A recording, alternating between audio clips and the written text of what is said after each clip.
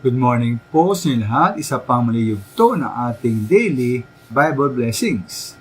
Pamagat po na ating araling ngayong umaga ay ang nais at hiling ng isang ina. Ang nais at hiling ng isang ina.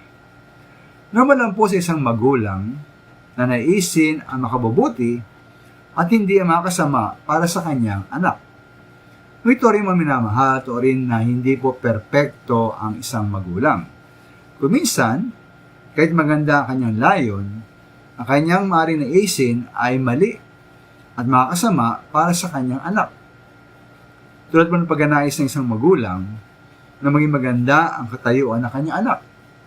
Halimbawa, ng kanyang anak ay magkaroon ng magandang trabaho o propesyon, magkaroon ng mataas na posisyon o katungkulan, at may lagay sa pwesto ng kapangyarihan at karangalan.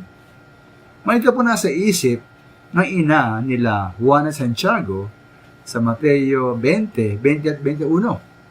Nasabi po roon, lumapit kay Jesus ang asawa ni Zebedeo kasama ang dalawa niyang anak na lalaki. Lumuhod siya sa harapan ni Jesus upang sabihin ang kanyang kahilingan. Anong gusto mo? Tanong ni Jesus. Sumagot siya, yung ina, kapag naghahari na po kayo, upin nyo sa inyong tabi ang dalawa kong anak. Isa sa kanan at isa sa kaliwa. Sabihin mami naman, nais po ng ina nila, Juana Santiago, na magkaroon ng mataas at marangal na pwesto ang magkapatid na ito sa harian ng ating Panginoong Hesus. Natimik kita mami naman sa verse 27 na ang dapat hanapin at hangarin nila Juana Santiago hindi kapangyarihan o karangalan, din pagiging lingkod at alipin.